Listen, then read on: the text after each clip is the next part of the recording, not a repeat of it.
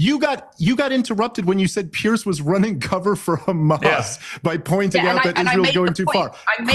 Quiet. Let me. No, you didn't. Your point. Listen. All right, don't talk over each other. Erica, let Dave respond, and then you respond to him.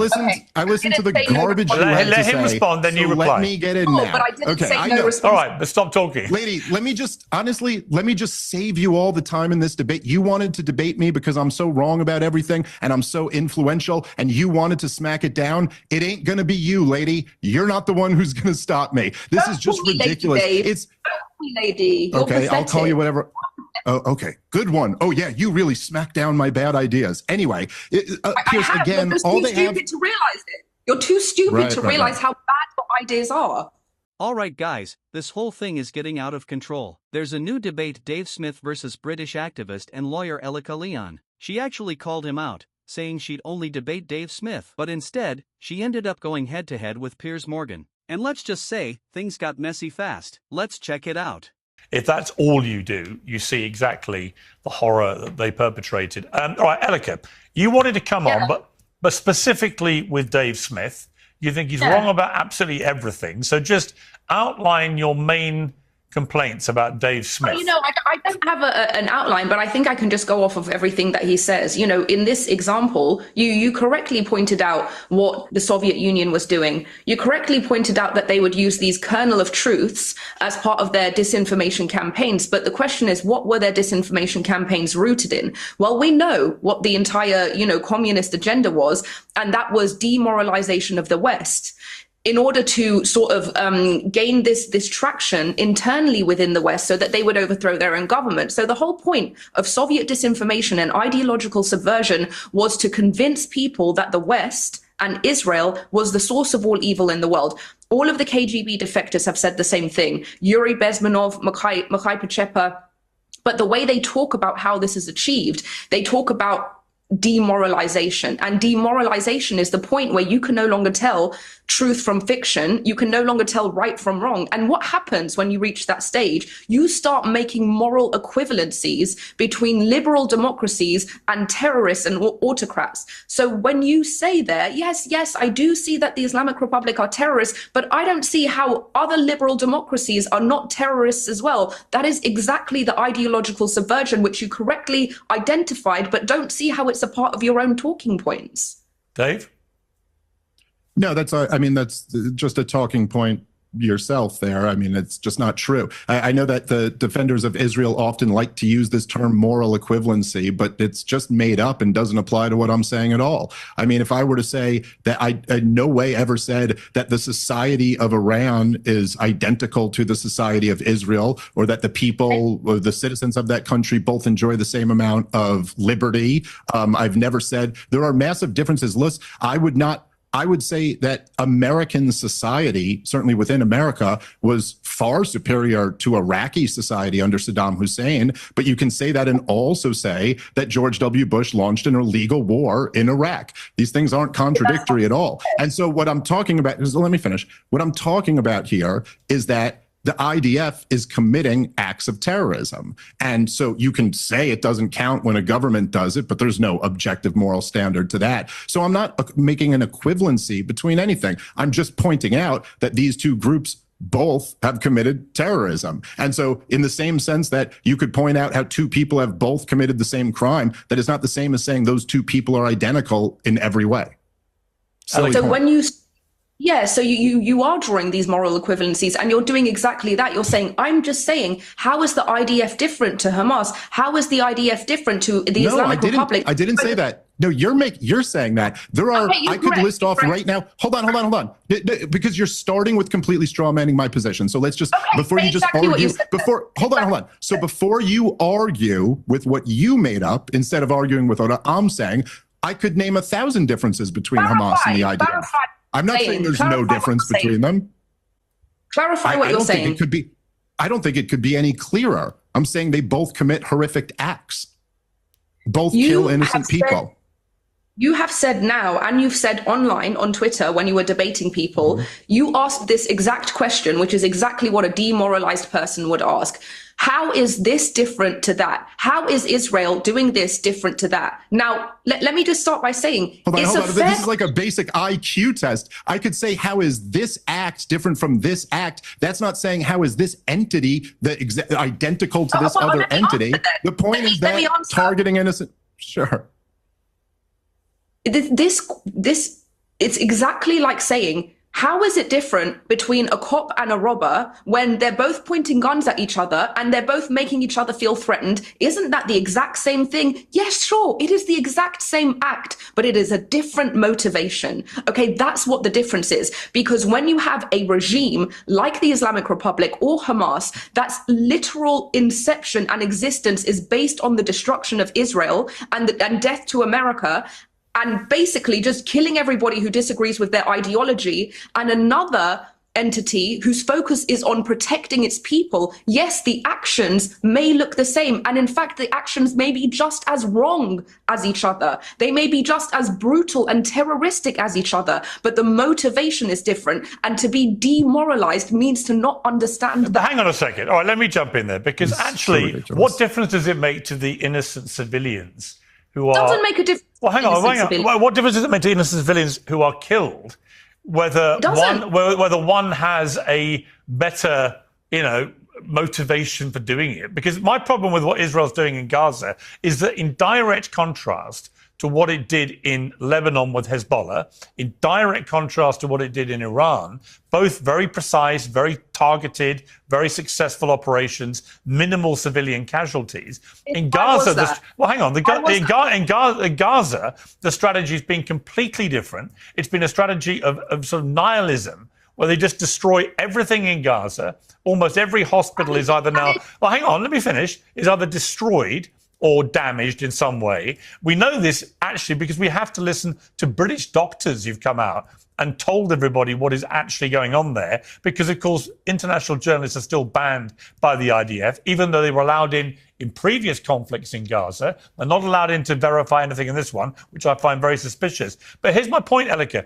I defended Israel's right to defend itself after October the 7th, not least because the Hamas spokesman went public almost immediately and said, we want to keep doing this. So I completely understand Israel's not just a need or a right, but a duty to defend its people. However, what we've seen in the last few months, with a 3-month blockade of starvation of already war-torn, impoverished people, and then this constant bombardment, including in the last 6 weeks, endless bombardments of people who are desperately lining up to get food.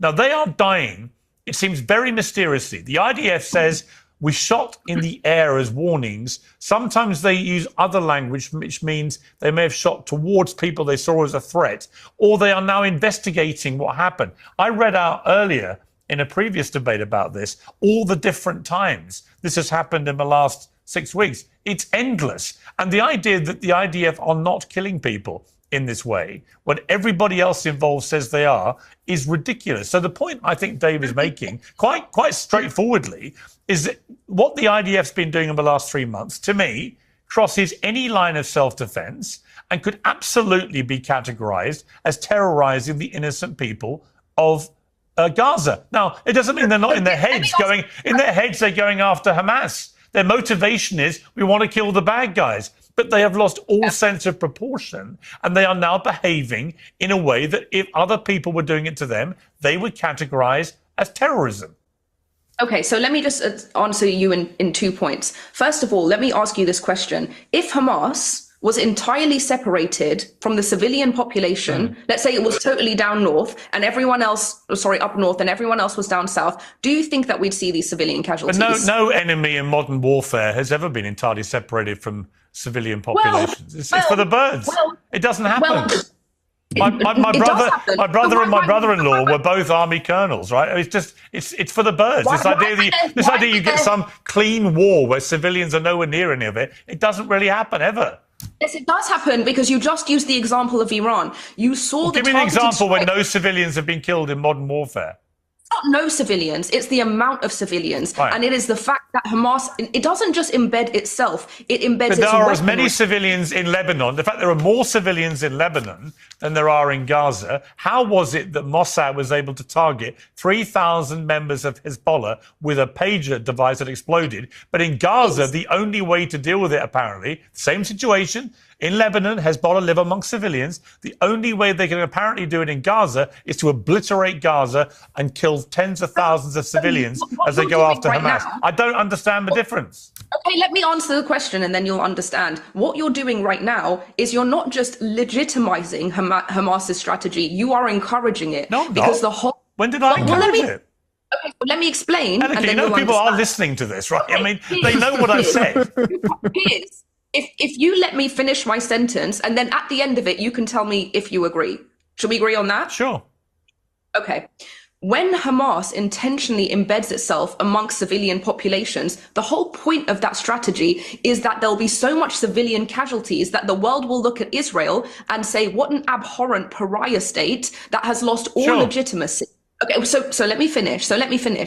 So every time the world does that, every time the world reacts in that way, it reinforces Hamas's behavior because it tells them this works. So in this moment that you're saying this, you are encouraging Hamas to So keep we shouldn't doing talk that. about we shouldn't talk about the Right. 50, 60, 70,000 civilians. No, you should. Or however many it is. We don't actually know how many have been killed. We know we believe 70,000 have been killed, of which perhaps 25 to 30,000 are Hamas. We don't know because no You one can should ever give me talk about actual figures.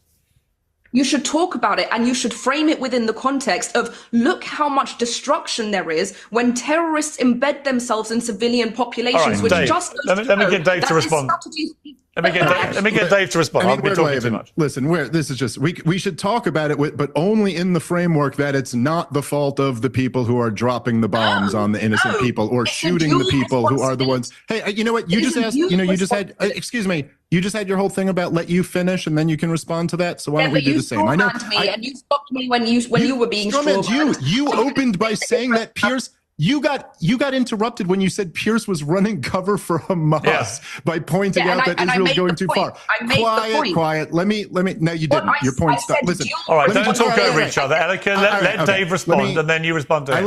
I listened to the didn't say no garbage you response. had Let to him say, respond, then you so reply. Let me get in No, now. but I didn't Okay, say I no know. response. All right, but stop talking. Lady, let me just save you all the time in this debate. You wanted to debate me because I'm so wrong about everything and I'm so influential and you wanted to smack it down. It ain't going to be you, lady. You're not the one who's going to stop me. This Don't is just call me lady, ridiculous. Dave. It's Don't call me lady. You're okay. I'll call you pathetic. whatever. Oh, okay. Good one. Oh, yeah. You really smacked down my bad ideas. Anyway, Pierce, I have, again, but all you're they too have. stupid to realize it. You're too stupid to Right. realize how bad your ideas are.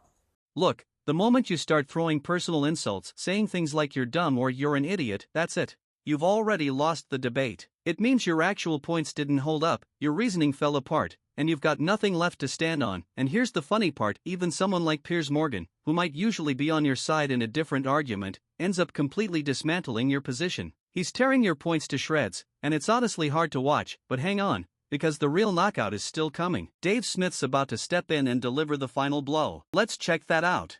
There you go. That's the argument you got. Anyway, can I talk now? Sure. Okay.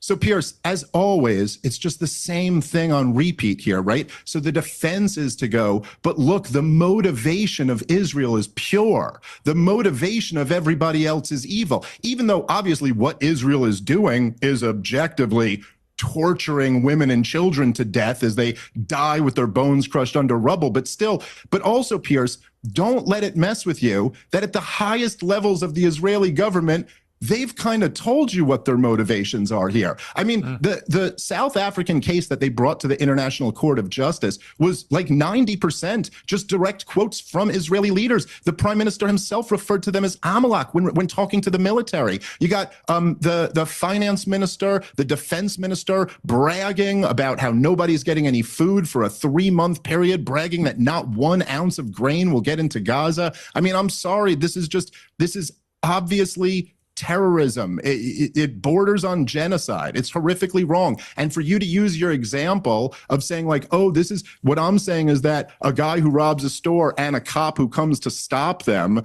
are committing the same act because they're pointing a gun at each other. Yeah, but of course, in that example, they're right. But in that, no, that's what you said. That's what you said about my point. And it was really dumb. Because in that example, there aren't innocent people being slaughtered. Yeah, and it kind of is. If there were, it would still be different. Okay, so Erica, let me ask you a question, which is this. Are you comfortable with everything that Israel's done in the last 3 months? No, I've always said that there should be dual criticism, and that's exactly what my problem has been this whole time. Everybody's criticizing Israel, which is fair, but why isn't anybody criticizing the reason why Gaza looks like this? Because Hamas has decided to embed itself. They are, though. I mean, I couldn't have been more critical of Hamas going back 20 months. I mean, I still am now. I think they're a despicable terror group. Well, they're a despicable terror group who committed one of the worst terror attacks of modern times. I mean, your earpiece maybe wasn't working for the whole first 5 minutes of this, where me and Piers both agreed that the previous guest was ridiculous to downplay Hamas's crimes and that they had committed horrific acts of terrorism.